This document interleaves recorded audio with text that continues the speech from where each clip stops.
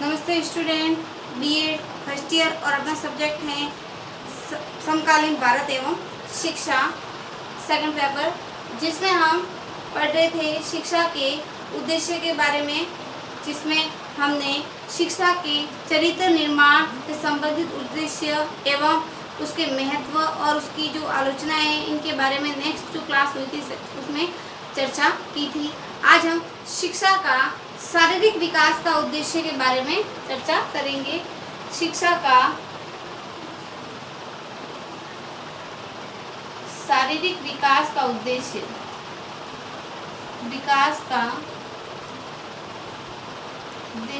इसके बारे में आज की जो क्लास है उसमें हम चर्चा करेंगे। शिक्षा का शारीरिक विकास का उद्देश्य। इसमें हम पढ़ेंगे कि बालक का शारीरिक विकास शिक्षा स्वयं नहीं करती, बल्कि शिक्षा शरीर के विकास में सहायता अवश्य करती है। यानी शिक्षा शारीरिक विकास नहीं करती बल्कि उसके विकास में सहायता अवश्य करती है। कि बालक का शारीरिक विकास संतुलित रूप से किस प्रकार किया जा सकता है, इसका हमें शिक्षा मार्गदर्शन देती है। कि बालक का जो विकास है उसका हम संतुलित विकास किस प्रकार से कर सकते हैं, भोजन के अंदर किस प्रकार के तत्व हैं, किस प्रकार का उसको योग व्यायाम करना चाहिए, ये सभी बातें हमें शिक्षा के द्वारा ही प्राप्त होती हैं। अतः बालक का शारीरिक विकास करने में शिक्षा अपना योगदान देती है। साथ ही शिक्षा बालक के शारीरिक विकास के उपायों के साथ साथ व्यवहारिक रूप भी प्रदान करती हैं। जब शारीरिक विकास का मार्ग प्रदान करती है, मार्गदर्शन देती है शिक्षा, उसके साथ साथ उसको व्यवहारिक ज्ञान देने का कार्य भी शिक्षा के माध्यम से ही होता है। अरस्तु का विचार है कि स्वस्थ शरीर में स्वस्थ मस्तिष्क रहता है। अरस्तु के अनुसार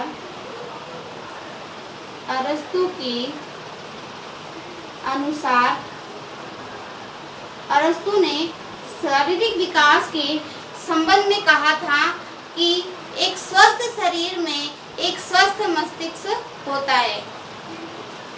एक स्वस्थ शरीर में एक स्वस्थ मस्तिष्क रहता है। यानी जिस व्यक्ति का शरीर स्वस्थ है वो हर क्रिया में, हर भाग जो क्रियाएं हैं, गतिविधियां हैं, उसमें बढ़ चढ़कर भाग लेता है। यदि उसका शरीर किसी विकलांगता से ग्रस्त है, किसी रोग से ग्रस्त है, तो जीवन में जो अपनी खुशियां हैं उन खुशियों को नहीं अपना सकता, वो हमेशा उस बीमारी या अपंगता के कारण दुखी ही रहता है और उसका ध्यान कहीं पर भी नहीं लगता, उसको सीखने में भी रुचि नहीं होती है। सीखने में रुचि तभी होगी जब उसका शरीर पूर्ण रूप से स्वस्थ होगा। इसलिए अरस्तु ने ये परिभाषा दी है कि स्वस्थ शरीर में स्वस्थ मस्तिष्क निवास करता है। अतः शिक्षा की प्रक्रिया बालक के शारीरिक विकास पर ही निर्भर करती है। यह कहावत है कि एक तंदुरुस्ती हजार न्यामत अनुचित नहीं है। पहले कहावत कही गई थी कि एक तंदुरुस्ती हजार न्यामत है। यानी व्यक्ति का तंदुरुस्त होना जीवन अभी सर्वश्रेष्ठ माना गया है। विभिन्न विद्वानों ने शारीरिक विकास या शारीरिक शक्ति एवं स्वास्थ्य के बारे में अपने अपने विचार दी हैं। सबसे पहले हमने अरस्तु का पढ़ लिया। अब हम रूसो के अनुसार परिभाषा देखते हैं। रूसो ने अपनी क्या परिभाषा दी है? रूसो ने कहा है शारीरिक शक्ति व्यक्ति को स्फूर्तिवान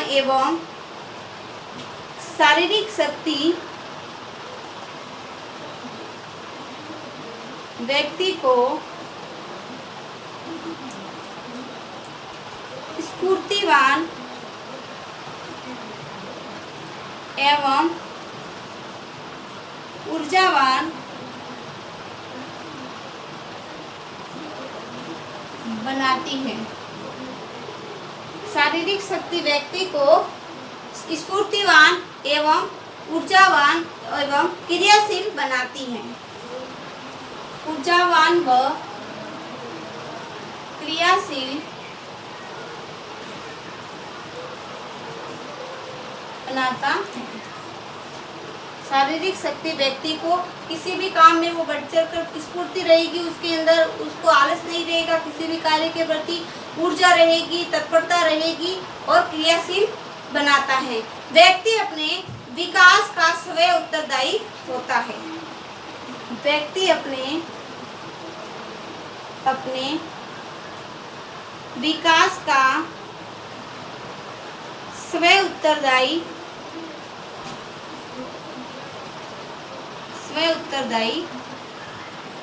होता है। व्यक्ति अपने विकास का स्वयं उत्तरदायी होता है।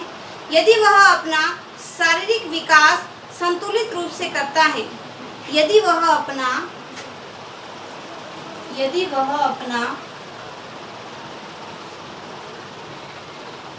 शारीरिक विकास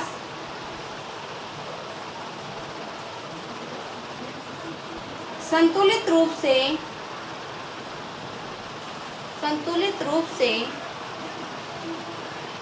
करता है तो शारीरिक विकास संतुलित रूप से करता है तो उसको शिक्षा के अन्य उद्देश्यों को प्राप्त करने में शिक्षा के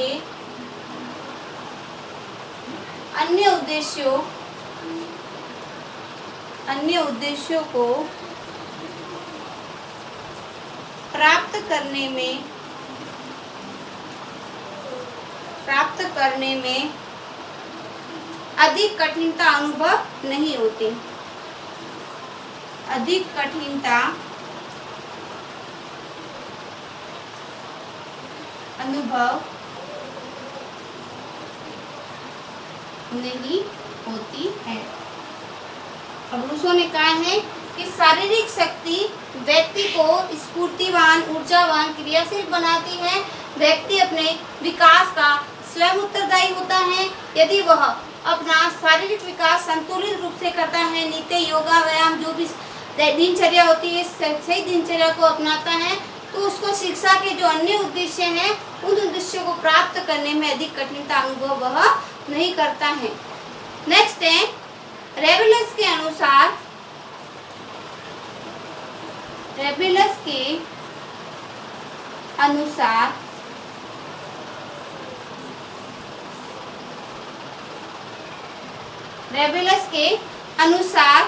रेबेलस कहते हैं स्वस्थता के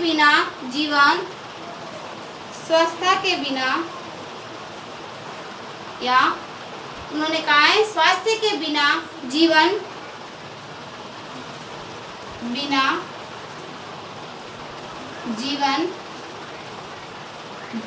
नहीं है। उन्होंने अपनी परिभाषा दी है कि जिस व्यक्ति का शरीर स्वस्थ नहीं है, स्वास्थ्य ठीक नहीं है, उस स्वास्थ्य के बिना उसका जीवन नहीं है। यानी जब वो जीवन की जो मूलभूत सुविधा है उन सुख सुविधाओं का आनंद लेने के लिए उसको स्वस्थ रहना अति आवश्यक है। उन्होंने कहा है कि स्वास्थ्य के बिना जीवन, जिसका स्वास्थ्य अच्छा नहीं है उसका जीवन नहीं है। यह केवल स्फूर्तिहीनता और वेदना की दशा है। यह केवल स्फूर्तिहीनता एवं वेदना की दशा है।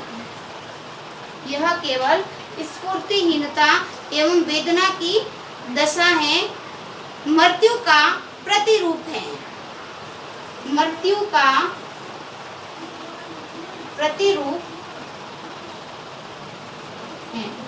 उन्होंने बहुत अच्छी परिभाषा दी है कि जिसका स्वास्थ्य अच्छा नहीं है वो उसका जीवन व्यर्थ है और यह सिर्फ स्फूर्तिहीनता या वेदना की दशा मानी जाती है, क्योंकि जो व्यक्ति अस्वस्थ रहता है उसको हमेशा किसी न किसी प्रकार से मन के अंदर पीड़ा रहती है और यह जैसे घुट घुट के व्यक्ति इस प्रकार से मरता है, इस प्रकार उन्होंने मृत्यु का प्रतिरूप इसको माना है। और नेक्स्ट है डॉक्टर जॉनसन के अनुसार, डॉक्टर जॉनसन के अनुसार,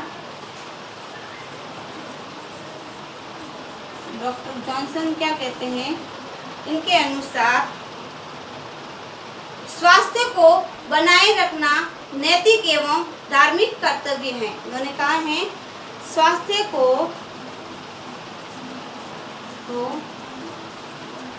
बनाए रखना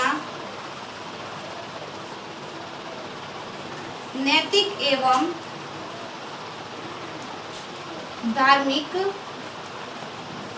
उन्होंने कहा है कि स्वास्थ्य को बनाए रखना नैतिक एवं धार्मिक कर्तव्य है,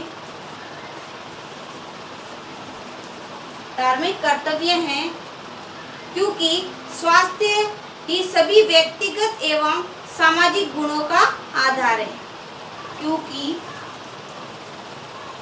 स्वास्थ्य ही सभी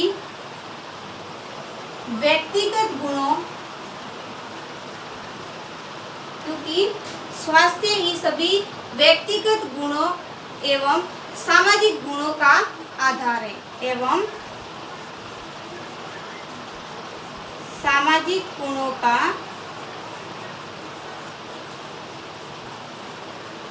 आधार है। यानी इन्होंने कहा है कि नैतिक एवं धार्मिक कर्तव्य है। यदि जिस समाज के व्यक्ति हमेशा बीमार रहते हैं, उस समाज का उत्थान नहीं होगा। यदि समाज का उत्थान नहीं होता तो देश का भी विकास नहीं हो सकता।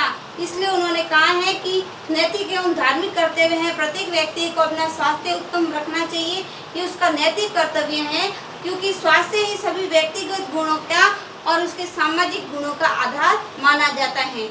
नेक्स्ट है, इस प्रकार हम कहेंगे कि जो स्वास्थ्य को बनाए रखने के लिए जो अलग अलग विद्वानों ने जो अपनी परिभाषाएं दी हैं, उन परिभाषाओं से हमें यह ज्ञात होता है कि व्यक्ति शिक्षा के द्वारा अपना अपना उत्तम स्वास्थ्य का निर्माण कर सकता है। तो आज की जो क्लास है उसको हम यही समाप्त करेंगे।